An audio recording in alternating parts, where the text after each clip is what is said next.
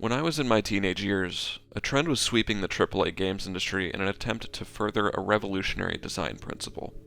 You can go there. The concept is simple, and was something that players had been craving ever since getting a taste of it through titles like Oblivion and the early Assassin's Creed games. Make a world that the player can get immersed in, and be sure to make it bigger with every iteration. The thought process is that obviously a larger world to explore means a more interesting world to explore, one with greater depth in role-playing and player expression. Whether this actually holds true varies from game to game, from studio to studio. Companies such as CD Projekt Red, aside from a very obvious blunder, have become renowned for consistently delivering wonderful, deeply engaging RPG experiences, while publishers like Ubisoft have developed a reputation for under-delivering and patronizing their players. Something that has remained consistent throughout the years, however, is the constant ballooning of open-world scoping. Scope is a concept that is learned the moment that anyone begins their journey in game development, and it is an ever-present, necessary evil that plagues the ambition of designers. It refers to the scale and depth of the game that is being created, and it is the priority of whoever is managing the game's development to keep the scope under control. Factors like budget, team size, role diversity, engine, and possibility of pulling off certain mechanics are all things that must be considered by management. For instance, if you're an aspiring game designer in college working on a project with 4 other people that's due in 2 weeks, your scope isn't going to be a whole lot. 1, maybe 2 levels maximum with a strong central mechanic and a ton of bugs that'll never be touched due to time constraints. Ultimately, the only people that can pull off something like a true open-world title are trained teams with a sizable budget. It's no surprise then that the most profitable AAA game companies have essentially declared an arms race on making the biggest game imaginable.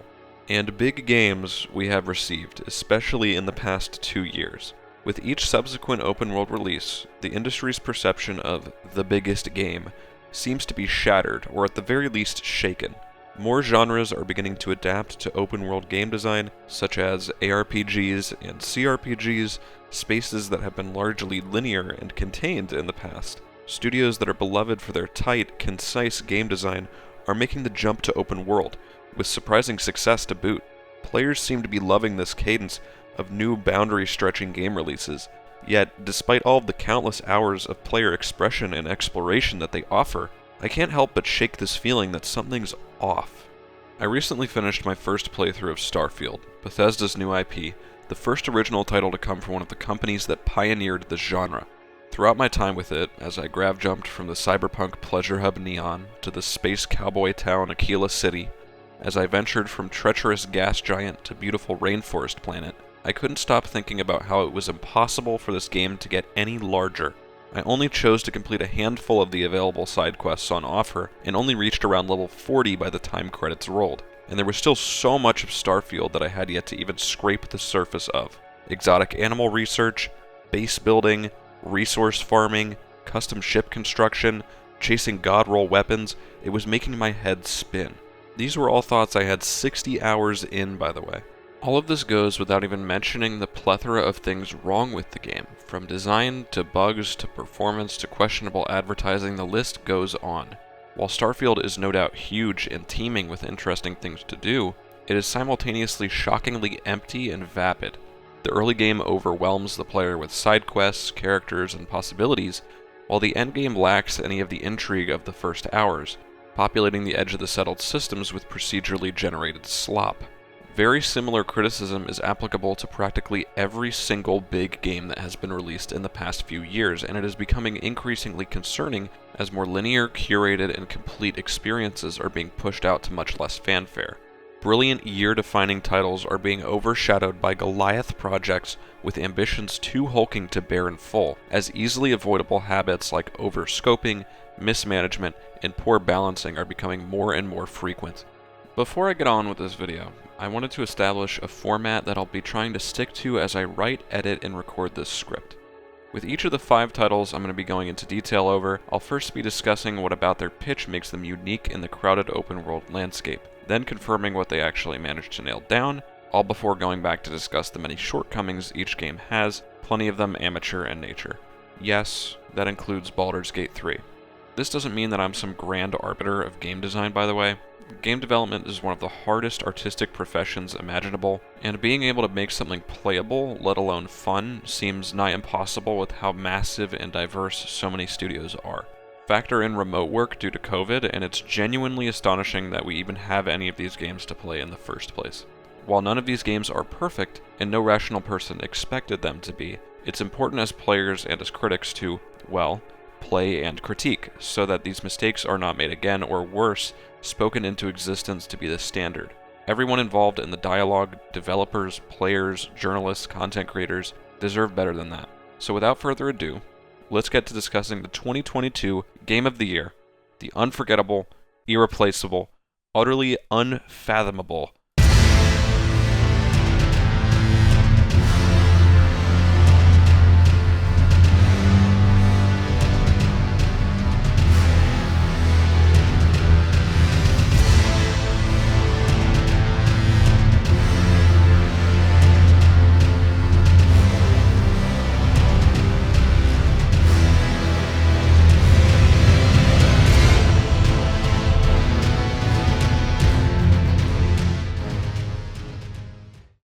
Elden Ring is a work of art that doesn't require any introduction. Although it's by no means my favorite game from last year, the Herculean ambition that From Software put into Elden Ring is on full display from start to finish. Practically everyone who's played through this game remembers their first steps into Limgrave, how all-encompassing the Lands Between appears in those opening moments. Then you may stumble across a chest in the far west reaches of the Weeping Peninsula that whisks your player away to the capital city of Leyndell, and one look at the map will have you gasping. That's not all though, because tucked away in a magical forest you may find an unassuming elevator, which leads the player on a minutes-long trip to the breathtaking underground Siofra River. There's even another massive underground river system as well, if one wasn't already enough. This utterly ludicrous scale that Elden Ring captured is what really drew the line in the sand for a lot of people. The line between big games and big games, spelled here with all caps. The scope of the Lands Between isn't the only thing that led to Elden Ring's dominance, though. As a Souls-like, Elden Ring inherently had the odds against it capturing the hearts of the masses, but with proper design decisions, Miyazaki and crew were able to redefine the genre and avoid a lot of its previous trappings. For more casual gamers trying out Souls-likes, they often become overwhelmed very quickly by the bosses that pose as insurmountable walls, and the lack of intuitive ways to become more powerful outside of farming for more souls. Because of Elden Ring's open-world design, that means that anyone who gets stuck on a boss can just go somewhere else. They could find a powerful piece of gear that fits neatly into their build, defeat enemies on a different path to level up their character, or simply not go back at all because chances are that the boss is optional. With the feeling of being soft-locked by a stubborn boss completely absent, From opened the gates to so many more people experiencing the joys of improving at their combat. This open-world level design is incredibly purposeful, as Miyazaki has stated that he was influenced by classics of the genre, like the Elder Scrolls series, The Witcher 3, and Breath of the Wild. Ideally, the team would take the best teachings from these titles, merge them together with their expertise in developing hardcore role-playing games, and create something that feels familiar yet distinct. The end result is one of the most iconic maps in video game history, a play space with no map markers, no standard sense of verticality, and no sense of direction aside from an arrow saying, "Go there." Except, you don't actually have to go there. You could go wherever you want. The Lands Between are entirely otherworldly. They're gorgeous, taking heavy inspiration from the high fantasy genre, yet somehow alien, with landscapes and structures that would be impossible to create in any other setting. Every nook and cranny seems to contain some sort of secret, and even if you're rewarded with something that you'll never end up using, the experience almost certainly makes up for it.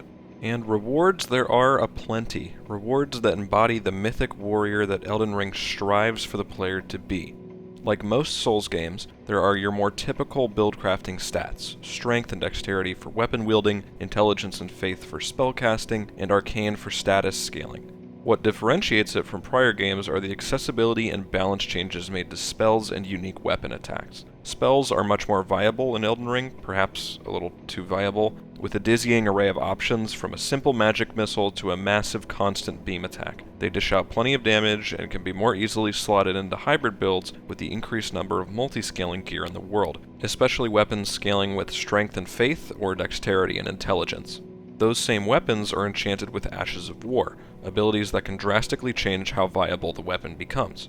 Ashes are derived from Dark Souls 3's weapon arts system, which was interesting in concept but mainly useless in practice owing to how weak most weapon arts were.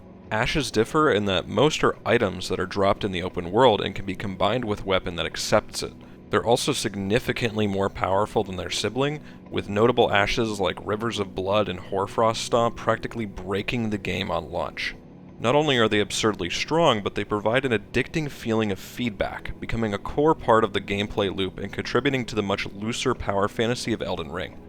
Despite the noticeable improvements to the combat and build crafting, perhaps nothing adds more to this power fantasy than the epic world building that From is famous for. Following in the footsteps of Dark Souls, the stakes in Elden Ring are so vast that the player once again doesn't really have much of a clue as to what the title of the game means after the credits roll. This is incredibly funny to me.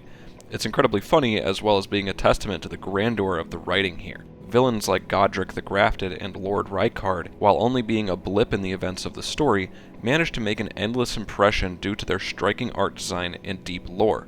Lore like the excruciating process of grafting, subtly shown through environmental storytelling within Stormvale Castle. Lore like the fabled battle between the Shardbearers Melania, Blade of Mikola, and Starscourge Radahn, a battle that resulted in the rotting of an entire continent.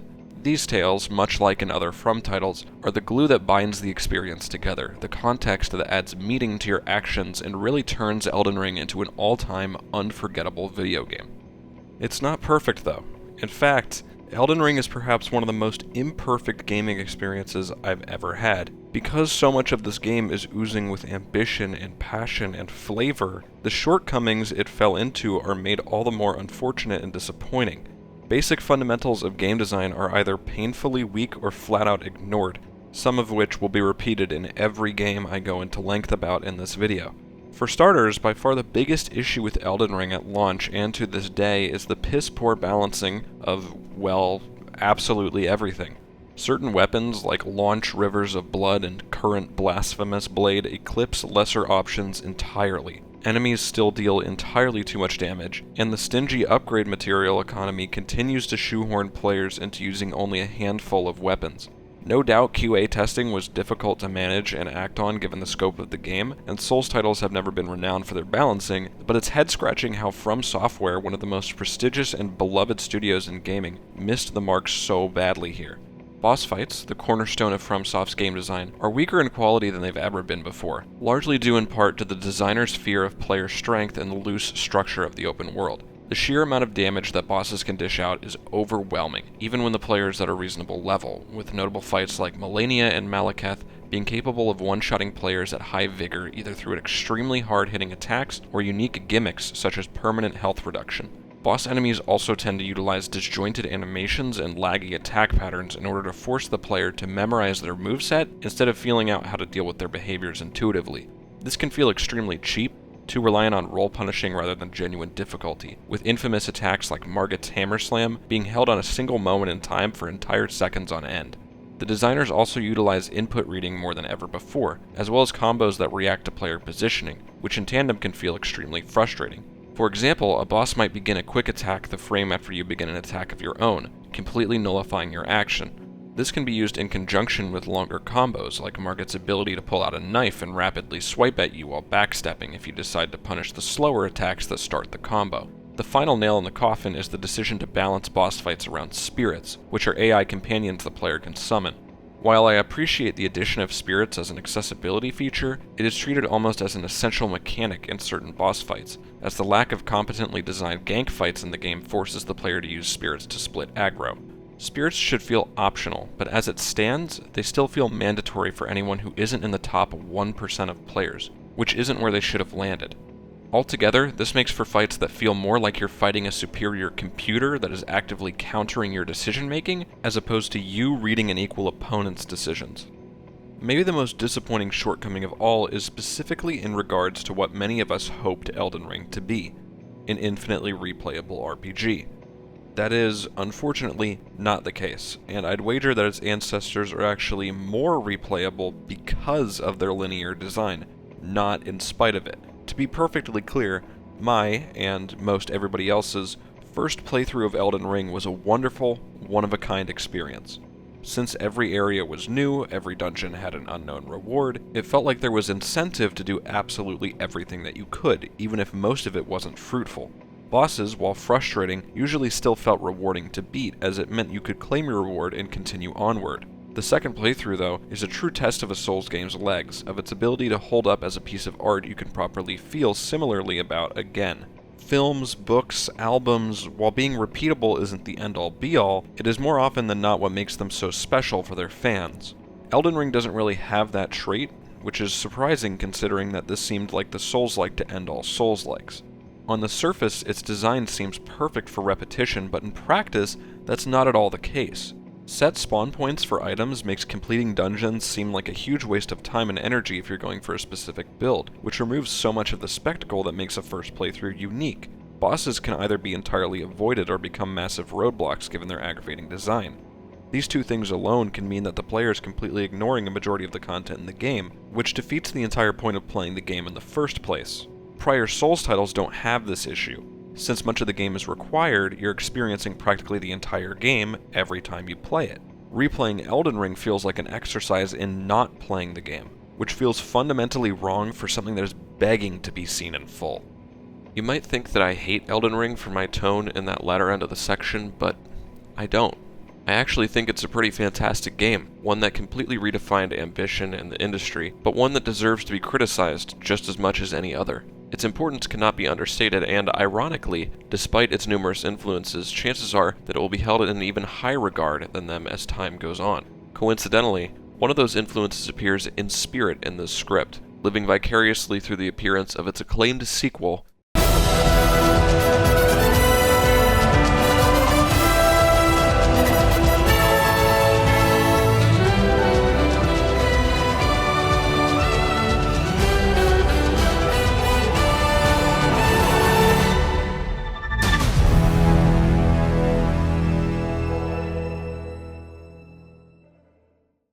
By far one of the most hyped games of the past year was The Legend of Zelda Tears of the Kingdom, which had been hyped for ages after the mega success that was The Legend of Zelda Breath of the Wild. For most of its marketing cycle, the title was clouded in mystery, with Nintendo only showing off information when absolutely necessary, and leaving entire sweeping gameplay systems completely untouched for launch. Practically all we knew was that it was the first direct Zelda sequel in decades, taking the previous iteration of Hyrule and adding an Isle of Sky Islands, along with a bunch of new physics-based mechanics. What Nintendo delivered is genuinely staggering in its scale, especially considering the archaic hardware that they're still clinging to with the Switch. Yet this isn't the flat-out upgrade to the first game people expected it to be. Tears feels like one step forward and two steps back, a game that's so eager to expand upon how revolutionary Breath was that it forgets all of the failures it was expected to correct. Keeping with the theme of this video, one of the key selling points of Tears is the impressive expansion of the open-world Hyrule presented in Breath. In addition to new features like caves and side quests on the ground, Tears also stretches upwards and downwards. In a similar fashion as before, Tears begins with a confined tutorial zone to introduce you both to its new mechanics as well as one of its headline features, the Sky Islands. Sky Islands litter the space above the clouds of Hyrule, each cluster usually containing a few puzzles and interesting secrets to seek out. Their main utility, though, comes from how high up they are. By taking a nosedive off the edge of an island, you can cross massive bounds of land, all while getting a pretty gorgeous view of the landscape below. Speaking of below, hidden from all of the marketing flair was the existence of the Depths, an enormous pitch-black cavern encompassing most of the main map. Down here, there's nearly as much to see as the overworld itself, with tons of unique loot, encounters, and boss fights to occupy yourself with. There's also a pretty cool method of exploration in the depths, as you'll have to illuminate portions of the space one at a time to properly navigate it. This sometimes results in things you might have missed that can make it feel fresh to go back and check out an area you previously walked through blind. It's genuinely impressive that Nintendo was able to fit 3 entire layers of a map onto what is essentially a smartphone, along with all of the other new and fun toys they've tinkered up for you to play with. Those shiny toys allow you to interact with all the new environments in an entirely different way than before. The glue, literally, that holds all of it together is Ultra Hand, an ability that allows you to grab practically any loose object in the world and freely rotate it. You can then stick items together to create all sorts of wonky contraptions. These aren't limited to being static statues either, as you can use the Ultra Hand system in conjunction with the introduction of zonai devices, a collection of dynamic objects with different utility that run off of battery power. By combining these two mechanics, you can build basically anything you put your mind to, essentially turning the game into an open-world immersive sim. Fully functioning planes, cars, tanks, torture devices, you name it. You can probably make it. This much creative freedom makes navigating a world that many players are already intimately familiar with extremely easy. If you don't want to make the long trek up a mountain or across a field, you can effectively skip it by just building something to do the job for you. Similarly, it makes traversal in unfamiliar areas less tedious and more intuitive.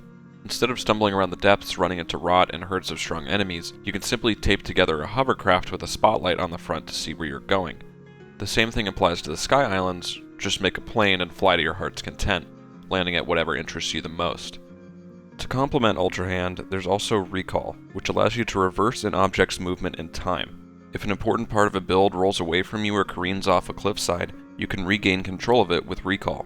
It also allows for plenty of creative solutions to traversal problems, like riding a fallen rock back up to its rightful island, or chugging upstream on top of a piece of debris coasting down a river. Fuse is basically Ultra Hand for gear. By selecting a weapon or shield along with another object, you can merge the two, creating an entirely different item with an effect dependent on the additional object you chose.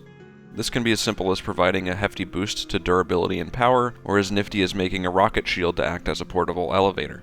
Zonai devices still have full functionality with Fuse like they do with Ultra Hand, so players are encouraged to try new things with different weapon types, Zonai devices, and random items they might find in the wild. Last up is Ascend, which is an interesting movement tool strictly focused on verticality. Ascend is a super jump that lets you pass through the environment, which might sound a bit odd but is actually super neat in practice. Nintendo has designed a lot of enclosed and vertical spaces and tiers, caves, shrines, and dungeons in particular, which would be a pain to get around if there were just a bunch of ladders everywhere. With Ascend, you can save yourself lots of time by just jumping through the platform above you. There's tons of cool little puzzles using this mechanic too, and while lots of them usually resort to getting far underneath something and finding the correct spot to resurface, they're usually fun to figure out regardless. It would be a shame if all of these extra locations and gameplay features were just that, extra locations and gameplay features, and had no meaningful progression to occupy the player with. Luckily, that's not the case, as not only has the size of the game increased, but also the quantity and quality of its progression systems. Like the first game, shrines are littered throughout the world with puzzles for Link to solve and currency for him to exchange for heart containers and stamina vessels. There's the dandy battery belt around your waist, which can be upgraded by collecting resources in the depths. Doing so extends the time with which your Ultra Hand constructs can be operated, which is not only extremely useful but also extremely compelling. Much like in Breath, you'll befriend legendary warriors, all of whom will bestow upon you additional powers, like a horizontal gust of wind or an on-demand lightning strike. In your spelunking adventures, you'll encounter bubble frogs, goofy creatures that drop bubble gems, which you can trade in for special cosmetics. Through exploring the world, you'll encounter monster camps, journalism opportunities, hidden mini-dungeons, funny side quests, awesome boss fights, etc., etc. Completing any of these will usually grant you some valuable loot, as well as a memorable experience that feels organic. No matter what it is you're up to, you'll always get the idea that whatever you are doing, it's worth doing. I mentioned the appearance of mini-dungeons, which would imply the appearance of actual dungeons, and that's most certainly the case. Traditional Zelda dungeons make their return in tiers, but they're not exactly all they first appear to be. The Divine Beasts were a primary complaint from Breath, as players found their visual aesthetic to be almost as bland and repetitive as the puzzles that occupied them. With tiers, Nintendo tried to pull a fast one on us by making dungeons instead of Divine Beasts. I use the term dungeon very sparingly because these are, at their core, basically the same thing as before, except they're called a different name now. Visually they're diverse, sure, but as far as gameplay variety goes, they each follow the exact same formula. Every single dungeon in the game follows this formula to a fault. First, Link arrives at a location that's currently in some sort of peril. Next, he joins forces with a young prodigy from that region to solve a problem. Then, the two of you go into the dungeon proper and flick 5 switches hidden around the playspace. The area boss proceeds to get really mad at you and initiates a trivial boss fight. Finally, you sit through an oddly long cutscene that you've probably seen a few times already. To be brutally honest, I didn't complete all of the dungeons in this game. The formula really did become that boring and predictable. At least in Breath, I was seeing this iteration of Hyrule for the first time, so although the Divine Beasts were repetitive, at least they were repetitive and new. Tears doesn't have that same benefit, and it begins to noticeably wear on the experience. This isn't just a one-time slip-up either. The reuse of concepts, assets, and themes that land with a thud is a trend throughout Tears. Those endlessly reused cutscenes at the end of dungeons are the crown jewels of this game's frustratingly safe narrative. Hyrule is once again in danger from a villain that has the term Ganon in its name. This time, it's Ganondorf, the infamous Demon King, as opposed to Calamity Ganon. Awoken from an ancient slumber forced upon him by the first king of Hyrule, Ganondorf aims to achieve his revenge through destroying the world for some reason. This isn't exactly a change of pace for the Demon King, which I think is exactly why it, along with most of the narrative, doesn't really work. The Imprisoning War, as it's referred to, is almost beat for beat the exact same inciting incident as the arrival of Calamity Ganon from Breath. Both events feature an unbeatable antagonist that ends up being sealed away at some great cost by an elite team of soldiers gathered from each main race in Hyrule, guided by Zelda and the Sitting King in some way. Not only are these premises basically the same, but they're also told in an absurdly similar fashion. In the first game, the player unlocks flashback cutscenes that can be viewed after standing in a specific, precise location on the map, lining up with a picture in their Sheikah slate. Here in the sequel, the player unlocks flashback cutscenes that can be viewed after landing in a small puddle that can be seen when gliding over a massive symbol on the ground. Sound familiar? What if I told you that both games focus on the exact same themes? Themes like the resilience of communities, grief over one's mistakes, and the perseverance required in correcting those mistakes. It doesn't seem like Nintendo's learned anything from their own game though, as it appears they're only interested in rehashing old ideas that weren't even that engaging in the first place. Rehashing ideas is a theme of its own in Tears, as much like the narrative, vast swaths of systems and assets from the old game are carelessly copy-pasted, with little to no improvements, and sometimes worse. The main combat system is, for all intents and purposes, the same as it was before. Sure, it's simple, and some may argue that simplicity is more important than depth in a game marketed towards children.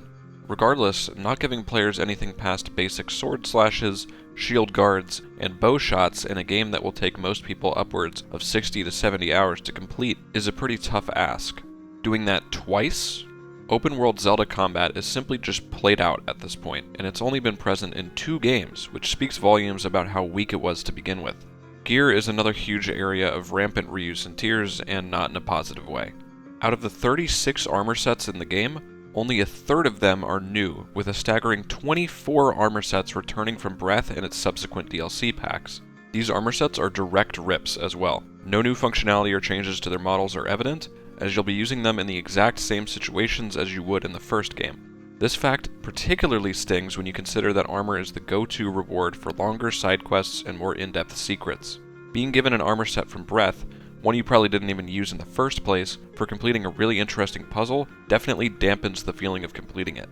Even some of the new sets are disappointing, with several notable ones like the Froggy set making waves for how useless they can be. For context, the Froggy set, one of the 12 new sets, supposedly gives a bonus to climb grip when it's raining, a huge frustration many players have had for years. In reality, the bonus it provides is negligible at best, with climbing and rain still being pointless when wearing the full set.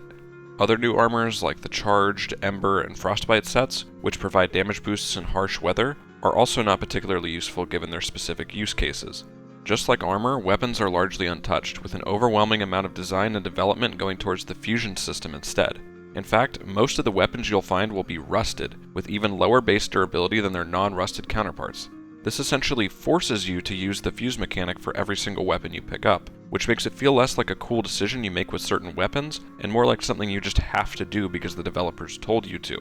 While the progression systems do a great job of pushing you to engage with all sorts of content in Tears, the rewards you get for finishing that content are almost universally unremarkable. A smaller but still important issue I want to touch on before finishing this section is one of optimization and UI design, something that will become a trend in the latter half of the video as it pertains to overscoped titles. Tears of the Kingdom is both a technical miracle and technical embarrassment at the same time. Somehow, the development team managed to get such a massive, beautiful game working on the Nintendo Switch, but that's about as far as they got. Tears struggles immensely from dramatic frame rate issues, with the game not even reaching its goal of a somewhat consistent 30 FPS. dropping below 10 FPS in some of the most stressful scenarios. Frankly, for an action game requiring the player to react to enemy attacks and execute their own at the proper moments, 10 FPS is unacceptable. It's a shame because I don't know how much more they could have optimized this.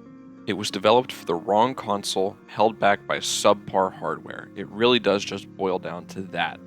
The UI suffers similarly, as the relatively rigid inventory UI remains unchanged, and UI added to support new features is just abysmal. When fusing materials to arrows, the material must be selected from a single, slow-scrolling bar of every single fusible material in your inventory. You can sort by most fused, but that doesn't help if you want to experiment with less used options, or when you're starting to use an upgraded version of a previous popular option. When fusing weapons with objects in your inventory, you have to first equip the object and drop it on the ground, hoping it stays in place long enough to fuse your weapon to it. Using Ultra Hand is also a total mess when you want to make a very specific thing. Instead of a free rotation option for held objects, they can only be rotated 45 degrees at a time, and with a dizzying control scheme on top of that. Rotating an object properly feels like an execution of patience rather than a simple act of common sense. If you made a mistake and want to remove a stuck object, you have to shake your switch, or if you're using another input method, vigorously spin your joystick around. This is completely unintuitive and can make the process of building, especially as you're learning, way too tedious. I could continue to go in at this game's numerous quality of life issues, but that would make this script longer than it has any right to be. All you need to know is that Tears is a very, very clunky game, a clear result of its outdated hardware and engine. Tears of the Kingdom is a bit of an oddity in the realm of video game mega sequels. Instead of taking criticism on what went wrong and focusing most of their efforts on improving those areas, Nintendo decided to go all in on a bunch of flashy new mechanics and locations to captivate the masses. It's a game that's admittedly quite mind-blowing in its first half, as you discover what awaits you and grow your arsenal. It's the cerebral sense of discovery that Breath of the Wild hit, but as you enter its second half, it begins to feel more like a thin veneer of childlike wonder rather than a genuine breakthrough in the open-world genre. No doubt, the near-boundless creativity you're given is a blast throughout, but it becomes significantly less of a blast when you have to grapple with how much of the jank and questionable design of all facets is still an issue here. Perhaps the exact opposite can be said for our next entry of discussion.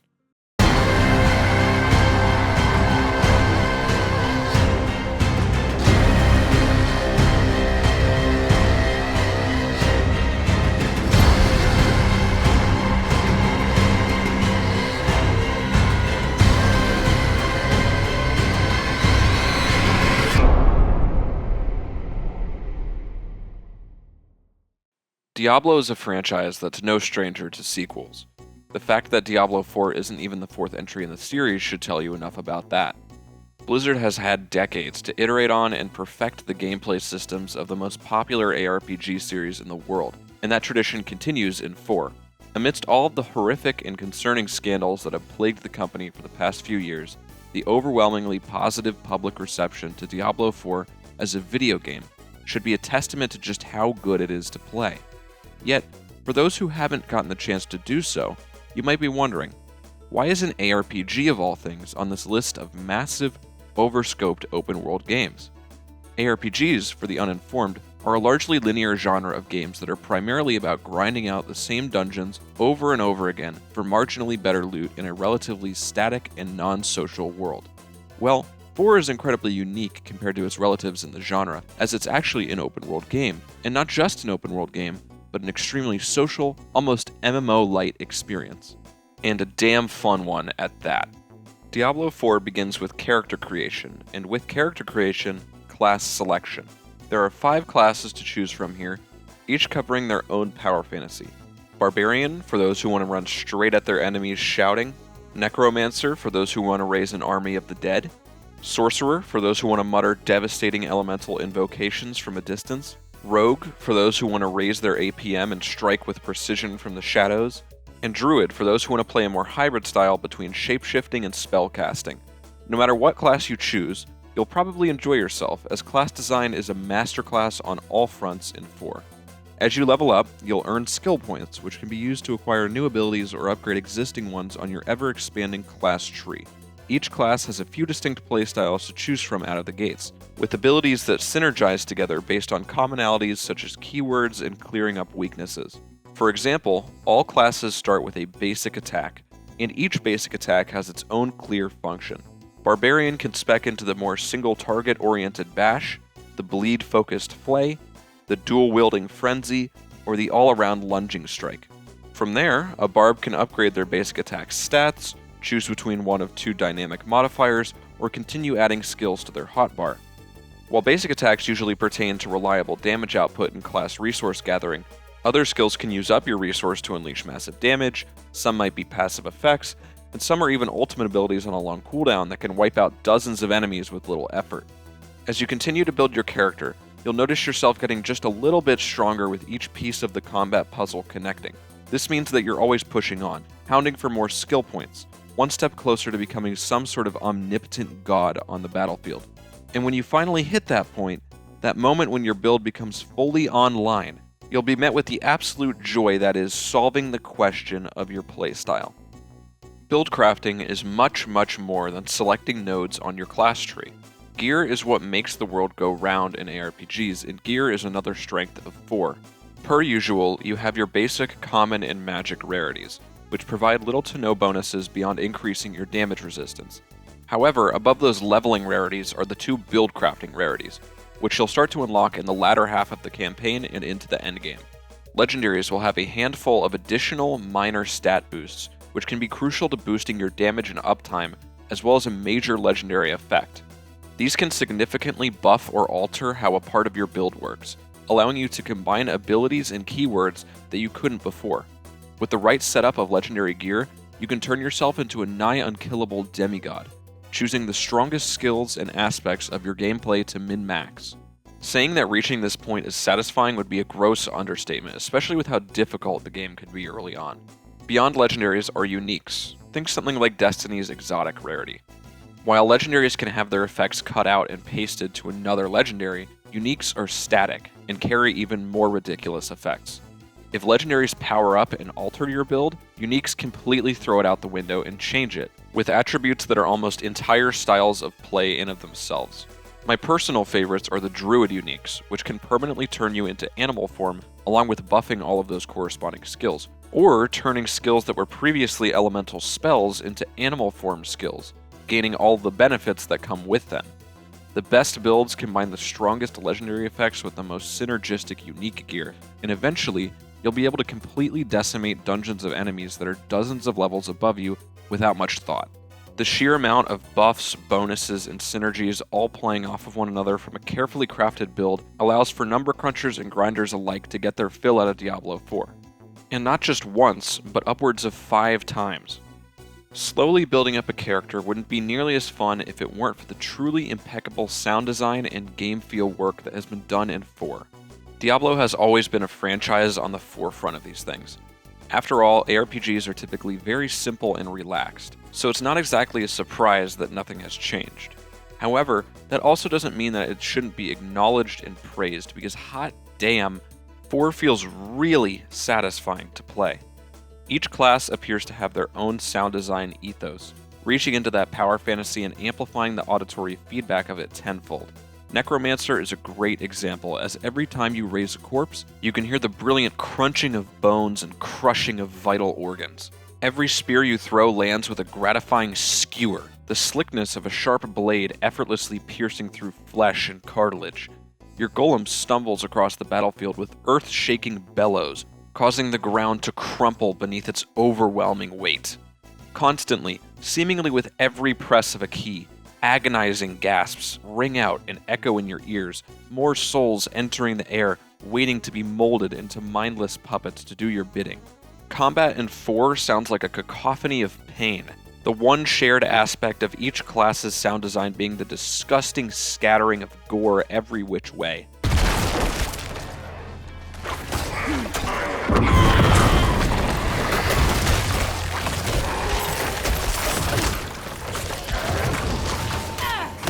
I need more time.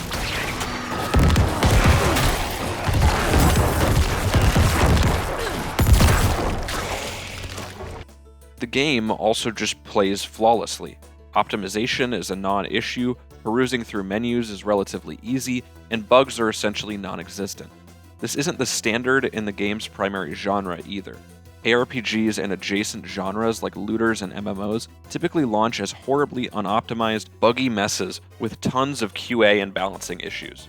Diablo is pretty much in the clear here, which is a breath of fresh air if you're intimately familiar with these types of games like I am. Everything feels so smooth, you're never fighting back against the game, you can just lose yourself in a virtual massacre of bloodthirsty demons. And you know what? I missed that. Without a doubt, the most impressive area of improvement for Blizzard here is the excellent narrative they've constructed for this new Diablo entry. Storytelling has never exactly been a point of strength for this series. It's not been bad by any means, but it also hasn't been outstanding. The campaigns usually boil down to kicking Diablo's ass, with some neat world building here and there. That simplicity is something that's always held them back. Despite the gray nature of the protagonist, the villain and goal are always fairly one-dimensional. They're evil, you need to stop them, ask questions later. The potential for deeper themes and characters has always been there in the deep lore, but never at the forefront. That all changes in 4. Rebounding off of the positive reception from Diablo III, Reaper of Souls' villain, Malthael, Blizzard have once again decided to focus on a fresh antagonist, Lilith, the Daughter of Hatred.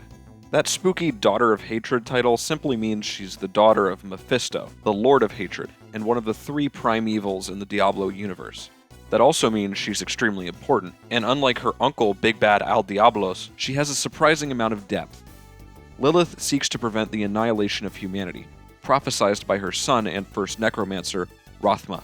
This apocalyptic event would come at the hands of the primevals, and in preparation for their assault on Sanctuary, she travels the land infatuating people to join her cause and strengthen themselves from victory over the weak. It's a fairly standard survival of the fittest approach that's made far more interesting than it has any right to be by the fantastic performance of Carolyn Faber, Lilith's actress, as well as a wonderful supporting cast. A great co-antagonist for Lilith to bounce off of is Inarius, played by Gabe Kunda, her ex-lover and a rogue angel who was ousted from heaven for his entanglement in the creation of mankind. Imagine Inarius as a conceited hometown hero. He was once the star of your high school's football team and now works at the local post office. He's an absolute joy to watch as he forms his own cult adjacent to Lilith's, which operates on the same culture of fear, except under the guise of a holy church.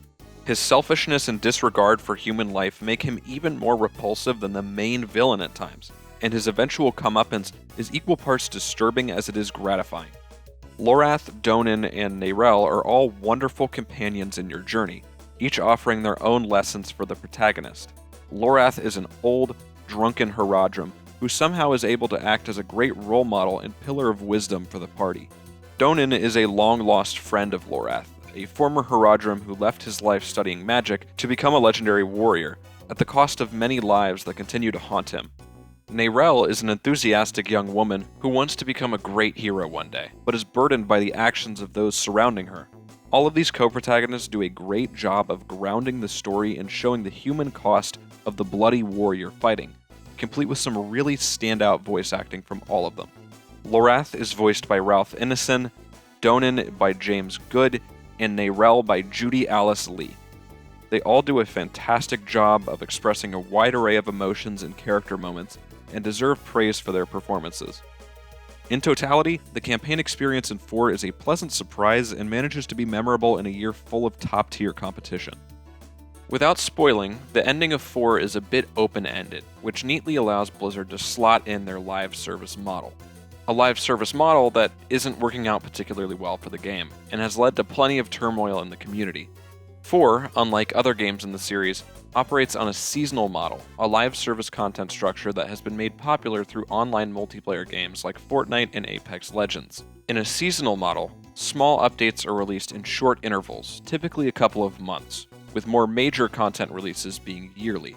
Previous Diablo games may have had seasons in name, but they were essentially just refreshes of character progress. Diablo IV has much more modern seasons, very similar to those in Destiny 2. Each one brings a couple new activities and enemies to fight, a paid battle pass that includes various cosmetics, and annual expansions have been promised as well. On the surface, all might seem great, particularly if you're not that well versed in games as a service. However, I most definitely am, and the content delivery model in 4 is very flawed. First off, while all gameplay content is free, almost all cosmetic content that is not in the base game is locked behind a paywall. The Battle Pass is $10 and only contains a handful of lackluster free unlocks, on top of a cash shop that rotates extremely overpriced armor sets, weapon skins, and horse armor. A premium paid set of armor in the cash shop is typically $25, which is absolutely insane considering the amount of armor you get in the base game and the fact that these sets are class specific, not class agnostic like all of the others, including the Battle Pass sets. This has led to a lot of negative sentiment from the community, who feel limited by the amount of fashion options in the game if they don't pay beyond the initial $70 asking price. Unfortunately, this isn't very surprising, as Blizzard has been pushing controversial monetization further and further in their games as the years go on, with Diablo Immortal, the series' mobile port, being infamously greedy. That game felt like a tactical punching bag, with a monetization system so insulting that they could eventually get away with the $25 sets in the next mainline title. Thankfully, it doesn't seem like players fell for it, as the amount of people with cash shop armor I've seen in my 70+ hours with the game can be counted on a single hand. The actual playable seasonal content isn't breaking any records either. The first season, Season of the Malignant, landed with a resounding thud, with a fairly boring seasonal gameplay loop that was rather tedious in practice. While there were some new legendary texts and unique pieces of gear added for each class, it just isn't enough in a game with such a large emphasis on gear. The new Malignant Heart system was neat, but novel, not something players felt like grinding unreasonable hours for, especially new players who weren't happy with the Diablo tradition of resetting player progress every season. Another pain point for the community was the pre-season patch, a collection of balance changes that aimed to weaken the strongest builds in the game. This resulted in a brief period of outrage the community had not seen in quite some time, prompting an emergency livestream from the development team, promising to both go back on certain decisions and never push another patch like it ever again. That is bad. The reason players were so offended by this patch is twofold. Diablo isn't a game where things being overpowered is a huge issue, and to not buff the underperforming options at the time, mainly Sorcerer as well as some lesser used class archetypes, was a slap in the face. This update did nothing to change the balance of power in the metagame, and if anything, made the game less fun to play as a whole. There were no longer any builds that were just dumb fun to play because of how strong they were, and now every enemy was just more annoying to kill.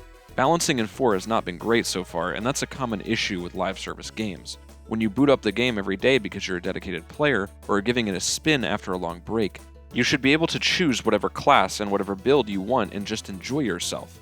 With the constant rebalancing of a live service game, and the less than stellar reputation Blizzard has in regards to this, your enjoyment of playing the game the way you want is never guaranteed, and that's a huge letdown.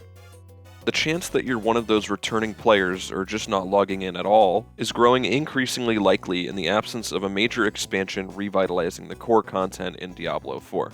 This core content I'm speaking of is endgame content, activities that you complete like chores on a checklist after the completion of the campaign.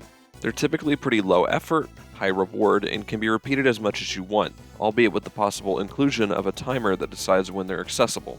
To players of narrower, more focused single-player or co-op experiences, this may sound tedious to you, but there are plenty of gamers who love grindy, repetitive games like Diablo.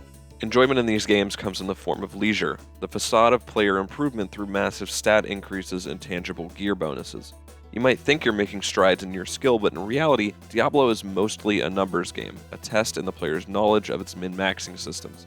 That's not a dig at it, by the way, that's the truth, and I love the series for it. Ever since launch, 4 has been widely criticized for its lackluster endgame activities and difficulty options. Dungeons are a staple in the series, typically being the primary way for players to get their gear and level up. In previous entries, they were truly randomized, only asking the player to fight their way to the end of a horde of enemies. The team decided to try something different in 4 by making dungeons multi-tiered, each tier requiring an objective be completed before going to the next. Even in the betas for the game, veterans could tell that this was not a good idea. Not only is objective-based dungeon design very time-consuming when compared with carving your way through a bunch of enemies, but it also severely limits the level design that is possible in these randomly generated levels. The allure of an old Diablo dungeon is pretty simple, as each one you entered would have its own unique combat experience determined by how you interacted with its layout. 4 utilizes a tile system to make sure the player can reliably complete these objectives each time they enter a dungeon. So while there might technically be plenty of different outputs they can receive, they all give off a similar feeling and flow. Instead of allowing the player to enter a flow state of carnage, it turns into a minigame of picking up objects and placing them in the right spot, just with enemies obstructing your path. The social activities out in the open world are admittedly very enjoyable, whether you're taking on a comically large horde of demons in a Legion event or slaying a towering world boss. These are only available on timers though, so even if you really enjoy killing world bosses, you'll only be able to participate in those fights once every 6 hours or so. Ultimately, the misstepping of such a key component of the Diablo experience is a huge blow to the replayability of the game. This pill would be a bit easier to swallow if the difficulty options weren't so pitiful too. After substantial content for Diablo III had ended, the game had a total of 20 difficulty options, 4 base options, and an additional 16 torment levels that could be slowly worked up through with time and dedication. 4 only has, fittingly, 4 difficulty settings, 2 options at base and 2 for the endgame. Yes, it's easy to assume that with updates, 4 will be expanded upon here, but as of right now, the path to maxing out your character is shockingly short. After completing the campaign once, it can be skipped on additional characters, making reaching level 50 a matter of using endgame XP farms for a few hours.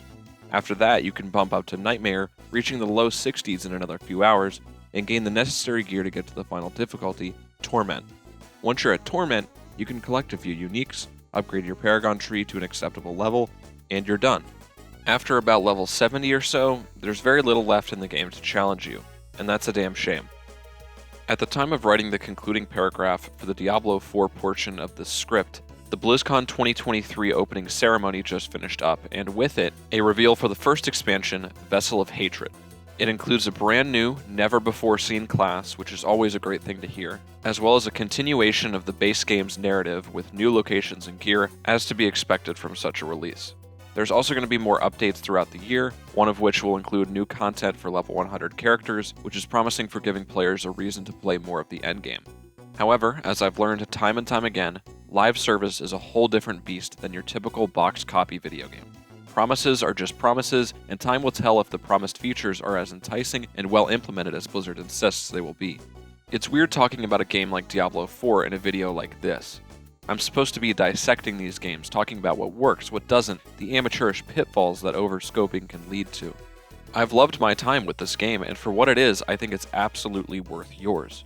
There aren't actually a ton of design or development flaws I noticed while playing it, which is shocking for a game of its nature.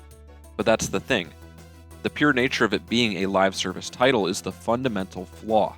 This is coming from someone who plays tons of these types of games. While I enjoy them, and they're a great way to occupy yourself and meet tons of cool people, they are extremely vulnerable to the ebb and flow of time.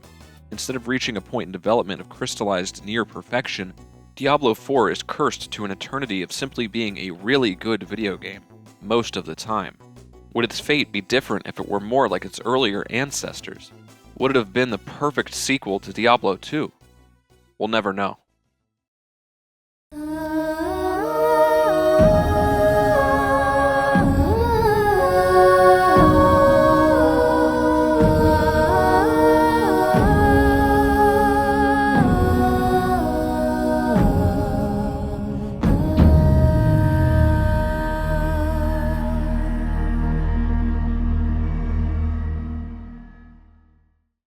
In a year where so many games have felt like said crystallized perfection, one has stood out above all others and claimed the hearts of so many.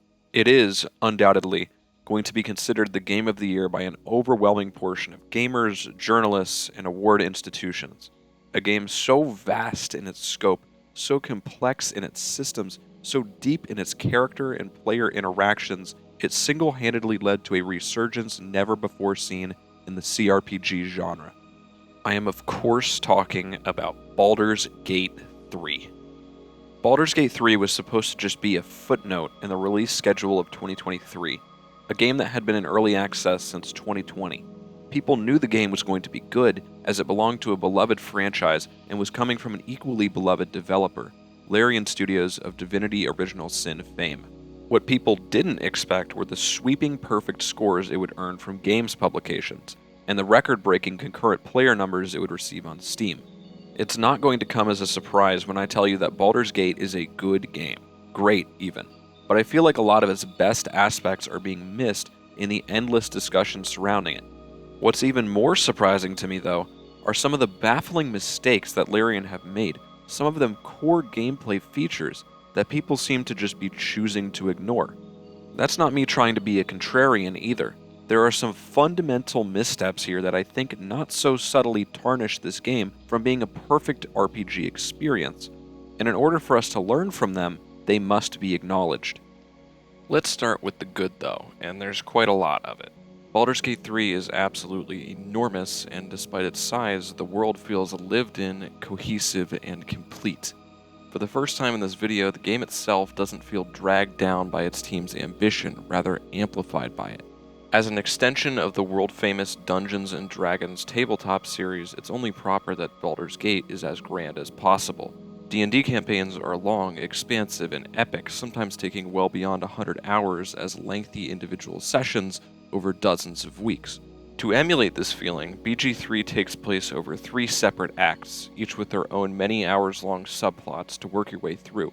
There are also long rests, a feature straight from D&D, but expanded upon here to forge natural player and character relationships.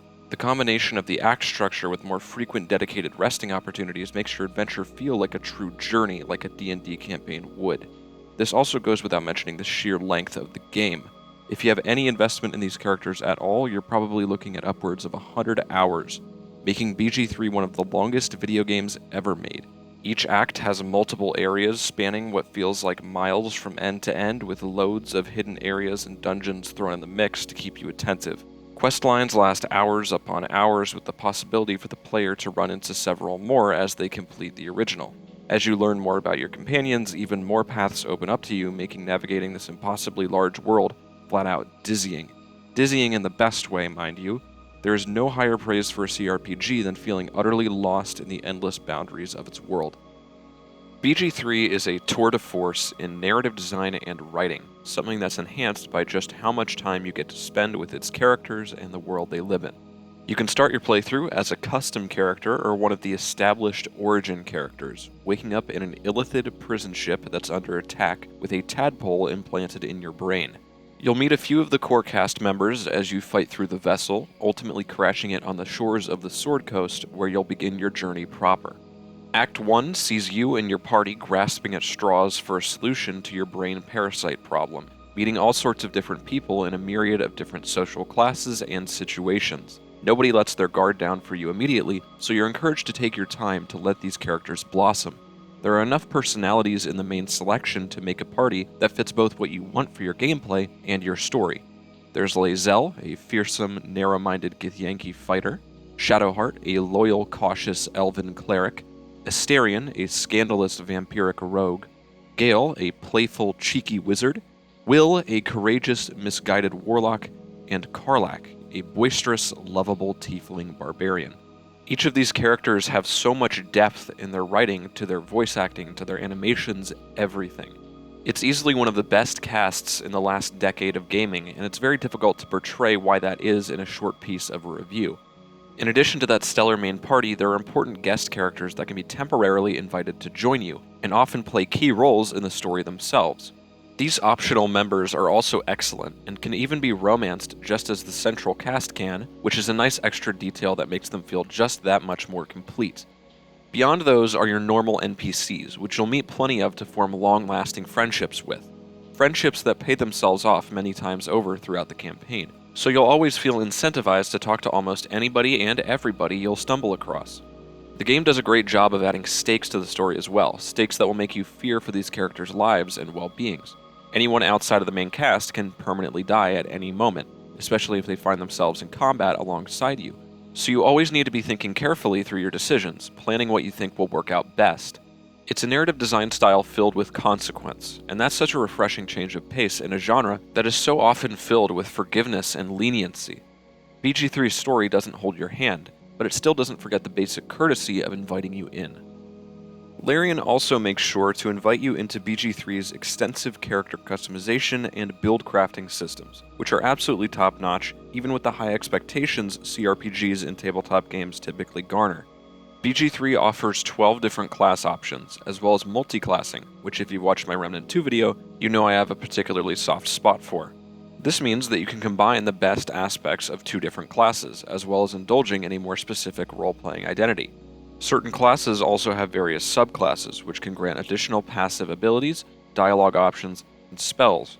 There is also choice of character race, subrace, and origin, all of which can grant similar bonuses and extensive visual customization. Putting it all together, you can finally see your dream D&D character in motion without having to lay down money for commissioned art or figures. For example, for my first serious playthrough, I wanted to fill a mischievous but well-meaning role in my party, while also playing around with good beginner spells that would make my experience easier. I don't particularly like all of the humanoid race options, so I chose Dragonborn, specifically Green Dragonborn, to lean into a nature-inspired role. I wanted a more petite character model, while also keeping them non-binary, which the game allowed me to do. I then moved on to class and subclass, in which I chose Warlock to start with a focus on Fey magic, essentially fairy powers, once again leaning into nature. Later in my playthrough, I would choose to multi-class into Bard, specifically one in the College of Valor, which would give me a range of support spells while also boosting my charisma significantly. Warlocks are charisma casters, meaning most of their spells' power increases the more your charisma does. Bard is, logically, the most charisma-heavy class in the game, as a lot of their viability in a team comes from their innate conversational talents. Combining these classes would strengthen me even more in combat and in conversation, as well as expanding on my roleplay of being a lovable, mischievous hero who made a deal with a demon in the forest. And so, Newt was created. Newt has access to a plethora of spells, an amount that would confuse just about anyone not already familiar with this genre of game. They also have an entire armory of weapons and armor, most of which have unique effects that can do just about anything from giving them a crucial boost to a stat like Charisma, or just allowing them to use even more spells that they wouldn't otherwise have access to. While they don't have an answer to every possible scenario, I've been able to build a versatile team around them that essentially does. The party's frontline bruiser is Karlach, who's able to take a beating just as easily as she dishes one out. The additional range damage dealer is Will, who works wonderfully with another warlock, and the healer is Shadowheart, who can keep everyone alive indefinitely with her absurd amounts of healing. I could go even more in-depth about the exact setups of each of my party members, why I chose what I did, and even the personal relationships of everyone in the group, but I think you get it at this point. BG3 offers a truly insane amount of customization, all of which unravels slowly but surely with some extremely juicy secrets thrown in the mix that I don't want to really spoil in a video like this. Just know that if you're ever thinking, it would be cool if I could do that, chances are that you probably can. And now, it's time for me to talk about where BG3 struggles, because whether it comes as a surprise to you or not, it's not perfect. The complexity of these systems is no doubt their greatest strength, but that doesn't necessarily mean it should come at the sake of accessibility or readability. A lot of BG3's mechanics are never properly explained to the player in a tutorial. The escape from the Illithid ship acts as the game's main tutorial, and there just isn't much taught to the player outside of the most basic attacks and movement. Mechanics like bonus actions, saving throws, vendor reputation, and plenty more simply aren't intuitive enough to act like the player can decipher all of this on their own without struggling considerably. There is a keybind, T, to give the player a brief pop-up whenever hovering over certain keywords, but these only give the most basic information possible, oftentimes requiring knowledge of other important keywords. Throughout my early hours in the game, I found myself wanting something like short video tutorials, where you could see a mechanic in play without even using it yourself. Saying BG3 has a lot of text would be a gross understatement, so just adding heaps more text for the player to read in order to get a grasp of crucial gameplay elements is a bit overwhelming. This leads to the player being forced to experiment, which can be a good thing, but there's just too many unknowns in the equation that it leads to a frustrating amount of falling on your face. This doesn't even account for hidden mechanics that are really never explained that can literally flip entire encounters on their head, which can feel pretty bullshit to new players. Take one of my first fights against a horde of gnolls in a field of bloodied hyenas. One of my party members cast Ray of Frost at a gnoll in order to slow it, but ended up turning all of the blood on the ground into ice. I didn't even notice this at first because the blood was such a non-factor to me. Nobody in my party used blood at all, so it didn't even occur to me that blood could be frozen by a simple cantrip.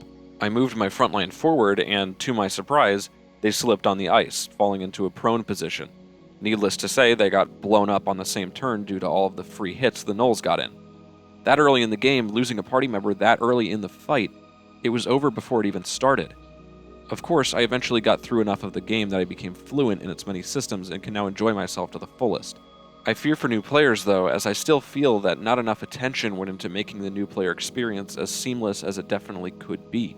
BG3 isn't some unclimbable mountain of a game, but I wouldn't fault anyone for thinking that it is in the first 20 to 30 hours of their first journey. Even less attention went into making certain classes feel new player friendly as well. While some classes are incredibly easy to pick up and play, like Barbarian, others feel like rocket science when you're just starting out. If you have Gale in your party, each level up presents what looks like a dictionary of new spells to choose from, as wizards are essentially that, sentient dictionaries of spells. Some classes also have unique resource pools, like Paladin. Lay on Hands is a Paladin-specific healing spell with its own exclusive resource, Lay on Hands charges. Tack that onto your multiple tiers of spell slots, bonus actions, cantrips, etc., and the sheer amount of raw information can be enough to turn people off from the game. It almost did to me. In fact, if I didn't have to make this video, I probably would have put the game down indefinitely. Romance, a mechanic that is no stranger to role-playing games and a personal favorite of mine as a writer and self-diagnosed hopeless romantic. In a game with such multi-layered and attractive characters, it's not a huge shock that BG3's romance options became an instant internet phenomenon. I can't recall the amount of hunky Karlach or slutty Asterian art I've seen unwillingly or willingly. Throw some very liberal use of nudity and sex scenes in the mix, and you've got yourself an all-time Tumblr classic. And while I do appreciate such an extensive list of romanceable wifeys and hubbies, I can't exactly say that I like the romance mechanics in BG3. In fact, I don't think they're good. I've heard this same sentiment echoed, by the way, even amongst my more seasoned tabletop-enjoying friends, and I feel it's been slightly drowned out by the amount of horniness this game seems to evoke from people. Aside from the cast's forwardness being due to a bug, according to Larian, which is extremely funny, there's a fundamental issue I have with the design here, and it kind of not only completely ruins the romance for me, but it also weirds me out quite a bit. You see, romance in BG3 is not a result of the player's interest in a specific member of the cast, a common approach that something like Persona 5 uses to great success. Rather, romance is seemingly a direct result of your charisma stat. While you can focus on talking to a specific character more and get to tier 15 a tad quicker, you'll eventually have multiple characters asking your MC, to their face, for vicious, passionate sex. If you've been paying attention, you'd know that my precious dragon Newt is probably the most charismatic person on the Sword Coast. While I was attempting to roleplay into them pursuing Karlach, the tiefling equivalent of a giant teddy bear, I have had literally every single person in my camp ask Newt for sex. Now, if you're not a super serious person, this is probably pretty funny to you. But for people looking for a genuine, realistic role-playing experience, a system focused on characters approaching you instead of the other way around is very immersion-breaking and, well, weird.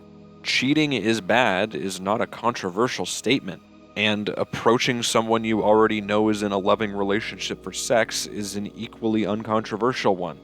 It honestly gets pretty exhausting going into the third act of the game, when it should feel like your party is on the same page and pushing on as a cohesive unit, to have petty love dodecahedrons like this.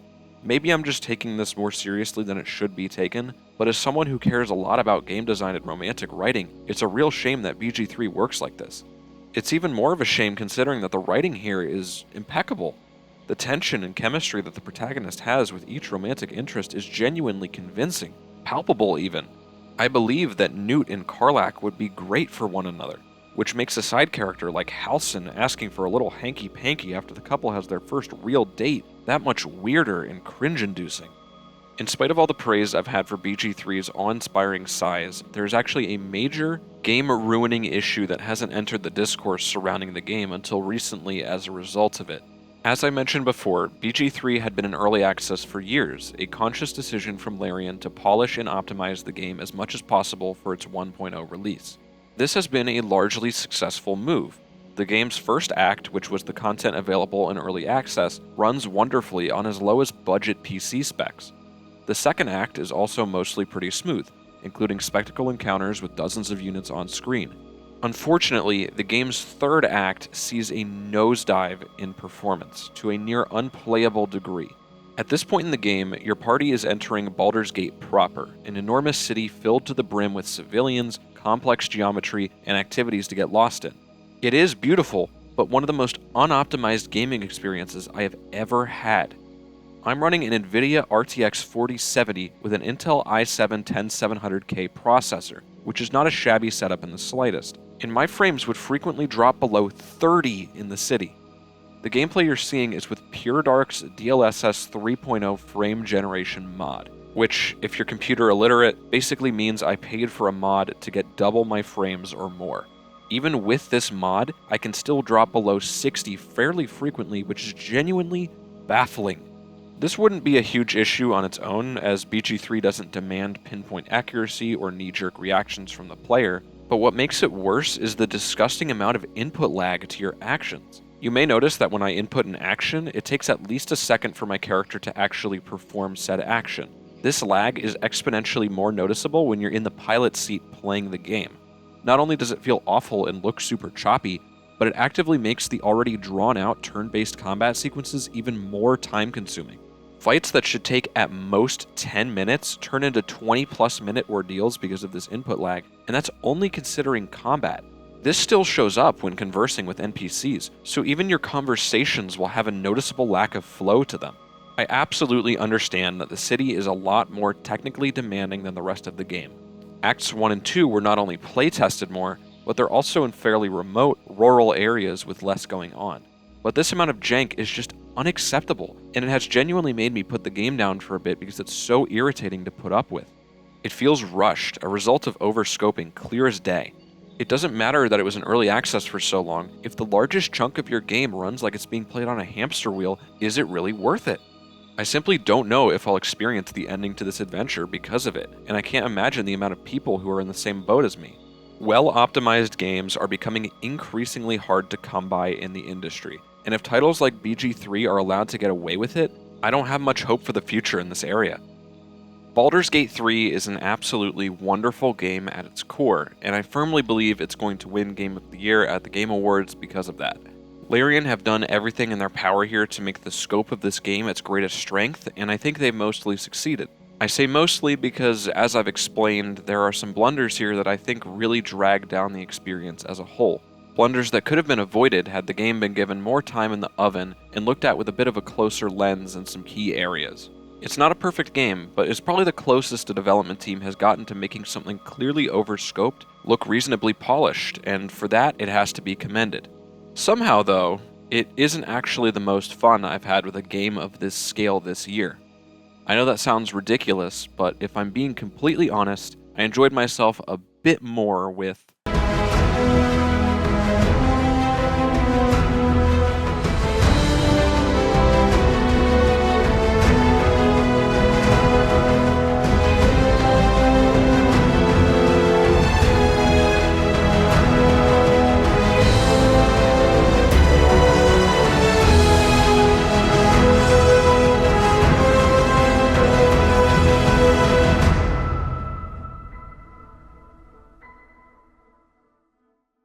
Waiting for Starfield to drop was like watching a seismograph during an earthquake.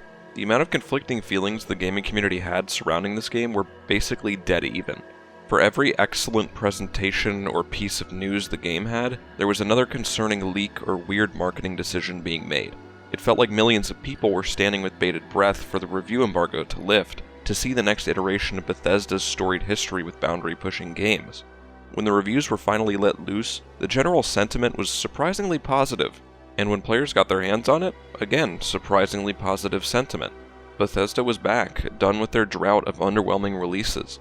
Starfield was getting 8s, 9s, and perfect scores, people declaring it their game of the year, the best game they'd ever played. It really felt like Skyrim in space. But since then, despite consistently high player counts, Starfield hasn't garnered a lot of buzz. In fact, it's grown stagnant, slowly dropping to one of Bethesda's lowest reviewed games ever.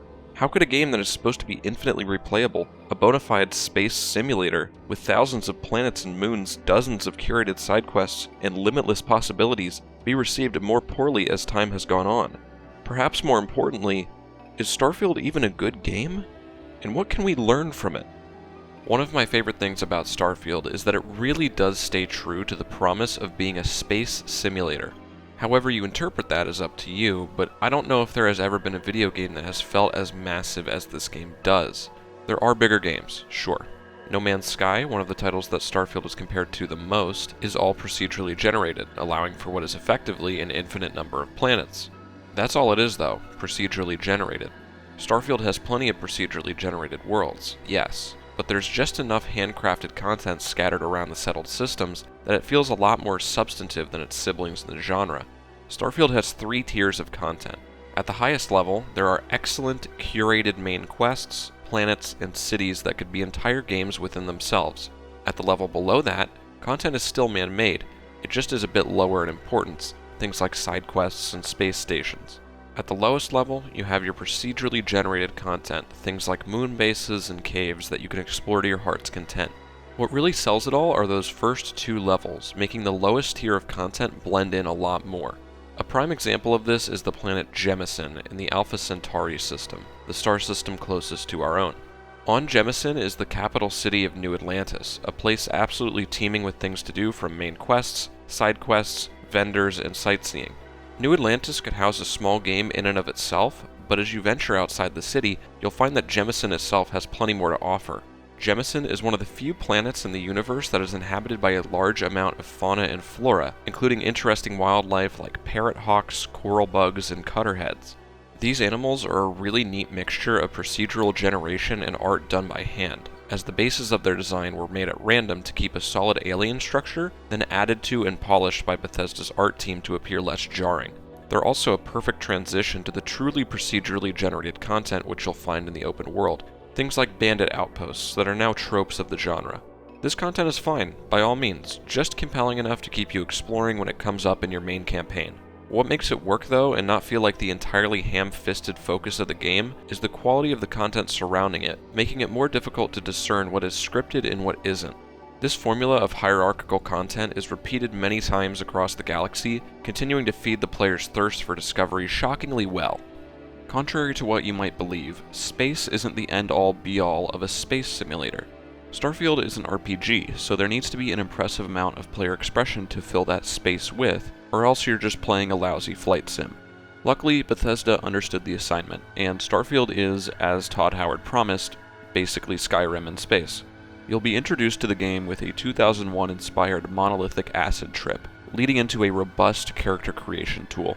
As you'd expect from any dignified RPG, you can make your protagonist look as badass or fucked up as you want, as well as choosing origin information that can determine your starting skills and apply certain modifiers to your playthrough. I spent entirely too long hopelessly trapped in this customization screen, not because I was torn on my character's appearance, but because I couldn't decide if I wanted to have the adoring fan follow me around or not. Once you actually get in the galaxy and start leveling up, you'll discover Starfield's charming, intuitive skills system. In Starfield, skills are unlocked with skill points, which are earned upon leveling up. Pretty easy stuff. Skill points are invested into several different categories, which vary wildly in application, and contain more specialized playstyles within the massive playstyle they are set to appeal to.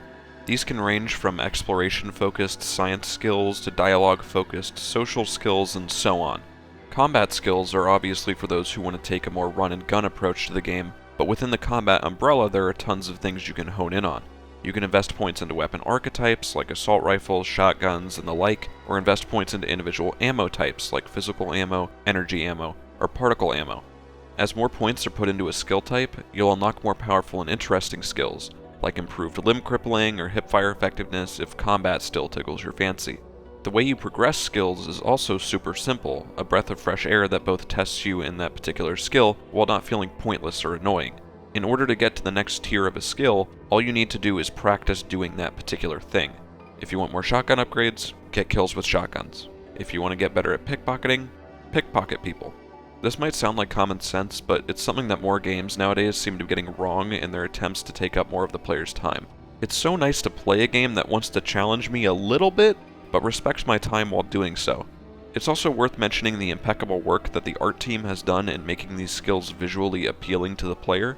Starfield's art style as a whole is excellent, a riff on old patriotic space-related styles they like to call NASA punk. A key part of this NASA punk style are the skill patches, icons that visually change as you upgrade your skills. These patches give the feeling of being a professional explorer, earning badges in the field for the player's contributions to science. It's an absolute joy watching these evolve over time, a favorite of mine being the skill for pickpocketing. The patch starts as a single furry arm reaching out for a gem, changing to show another arm, before revealing that the culprit this whole time was a raccoon as you finish your mastery in thievery. There's no bias here, by the way. Each and every skill in the game has its own set of patches. It's such a cute touch that really brings this game's role-playing and progression systems together in harmony. I want to go into a bit greater detail about how these skill systems allow for the player to play the game in their own way, because I think what Bethesda have done here is honestly kind of groundbreaking. These skill systems unlock certain abilities that the player does not innately have or deeply expand those that already do, like the ability to build ships of a higher quality class, or gain access to a much wider array of outpost customization options. There are a seriously impressive amount of mechanics and systems in this game, so much so to the point where it begins to blur the lines between RPG and life sim. My first playthrough was focused on becoming a walking arsenal. I didn't actually upgrade my combat skills a ton, but I did upgrade my proficiency in crafting modifications to all my gear. This meant that although I didn't have a ton of straight up number buffs to my damage output, my weapons had loads of compelling mods to choose from, like chemical rounds, split shotgun barrels, and carpet bomb grenades.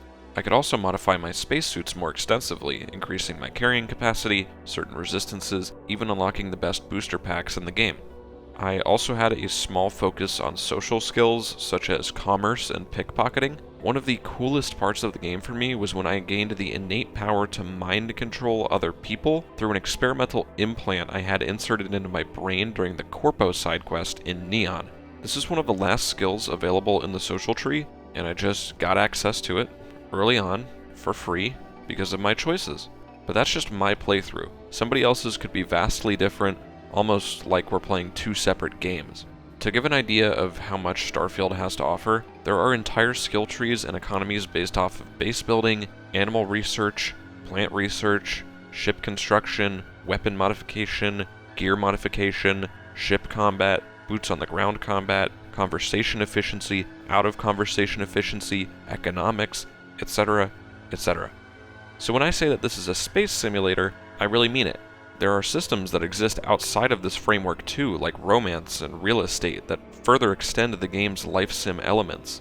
Chances are, if you name it, you can probably do it in some capacity, which is an awful lot of freedom to give in a game this expansive. The last paragraph of this section is just going to be really messy. It's just a big blob of complaints and conclusions. It's kind of scuffed like this whole Starfield portion has been, as you can probably see from the gameplay, so, I'm just going to get on with it. Freedom is a concept I thought a lot about while playing Starfield, and it's something that I think a lot of people, including myself, give too much credit to in the dialogue surrounding this game. When I sat down with my capstone professor in the early stages of production for this project, he said something that stuck with me for practically all of these games, but for Starfield in particular. He said that freedom itself is not an innately positive thing to have in a game when designing it, that freedom requires relation to achieve value. In simpler terms, what he meant by this is that being able to do anything in a game isn't necessarily a good thing, that the player needs to care about what they're doing. That's where I feel Starfield fails the most, in giving the player actual, tangible reasons to fully give into its simulation. Yes, you can build a vast moon base, but why? The resources you gain from mining aren't so powerful that you'd feel compelled to make a camp outside of being a player already inclined to construct things. The UX surrounding any sort of base or ship building is also just atrocious, by far some of the clunkiest interfaces I've had to interact with this year. What about investing heavily in a guns blazing approach? Maybe you really like the idea of being a space pilot and just want to blow shit up. Well, while the gunplay in Starfield is easily among the best moment-to-moment gameplay that Bethesda has ever been able to pull off, that's also not a very high bar to clear. Gunplay still feels extremely slow and unresponsive, with a very odd ammo economy requiring you to constantly dock at cities and blow massive amounts of money just to go fighting for an hour. You might be asking, Raccoon, you played with weapon modifications on your playthrough, that must have been fun, right? To some extent, you would be right. To another extent, the crafting system in Starfield demands a periodic table's worth of materials to make even the most basic attachments and suit mods. This makes it ungodly tedious and frustrating having to hop around to different vendors trying to find what you need. In fact, if you plan on speccing into anything involving combat in Starfield, whether it be gunplay or dogfighting, the game will actively be fighting against your enjoyment. Poor optimization, just like several other games I've covered in this video, is once again a massive issue that affects the feel of not just combat, but simply walking around. Starfield has possibly the worst optimization of any game I've played this year, frequently not even hitting 60 frames on my setup and dropping to as low as 15 to 20 in populated areas. The gameplay you're seeing is, you guessed it, with PureDark's DLSS 3 3.0 frame generation mod, which typically puts me well above 100 frames. If you're wondering why a console-selling new AAA IP like Starfield doesn't have a feature that is becoming pretty commonplace for games of its kind, that would be because Bethesda signed an exclusivity deal with AMD. This screws over most of their player base, forcing players on PC to go out of their way to download potentially unstable mods just to have half-decent performance. So, base building, ship construction, gear modification, and combat don't give the player any reasons to engage with them when they don't have to. Surely, a trade-oriented, economics-based playstyle is functional. Kind of. Yes, commerce is a strong playstyle that can be fun, but it's also held back by the utterly archaic UI that permeates all of Starfield. These menus are decidedly last-gen, maybe even last-gen. They move at a snail's pace, are confusing to navigate between, and only present information one item at a time. It's made even worse when you consider that the player has multiple different inventories. Their own inventory, their companion's inventory, and their ship's inventory. These inventories feel microscopic too. There are ways to increase your inventory spaces, but with how heavy things in this game are, hauling around a bunch of cargo is more of a multi-trip affair than a one and done. Ultimately, all of these issues lead to a core unavoidable issue with Starfield. Not only is the narrative not super intriguing, but the game itself is pushing back against you with every passing second. It's like the Tears of the Kingdom of games that can run on viable hardware. A game so ambitious and so chock full of stuff that it shoots itself in the foot. Bethesda was given all the time in the world to make Starfield as perfect as it could be, but the harsh truth is that it never mattered. They are a company with near infinite resources when it comes to game development, and even with that, Starfield was horrifically overscoped. Creation is an engine that has been folding into itself for years, outpaced by just about every other engine that is used in the AAA space. Bethesda constantly developed ideas that, while awesome in concept, crushed every other choice beneath them that was equally awesome in concept. What you get is a giant pile of awesome ideas that are suffocating each other, in a development cycle that seemed to have lost the plot. After all was said and done, Starfield ended up being a game with endless things to do, and no reason to do them. A distillation of scope. I want to start the ending of this video by outlining the creative process and unique circumstances that it was made under. This mammoth of a script is being written as a part of my capstone project, a requirement in the completion of my Games and Simulation Arts and Sciences degree. This video is being made under the mentorship and supervision of one of my professors, who I want to thank for their patience and graciousness throughout this long, arduous semester. I am finishing the written portion of this project about a month before its deadline, and have spent several months of my time playing through, analyzing, and writing about these games, all of which I enjoyed and believe are important in this year of our industry. Because of how spread out the work for this script was, it may have appeared a bit disjointed and unfocused at points, which I apologize for.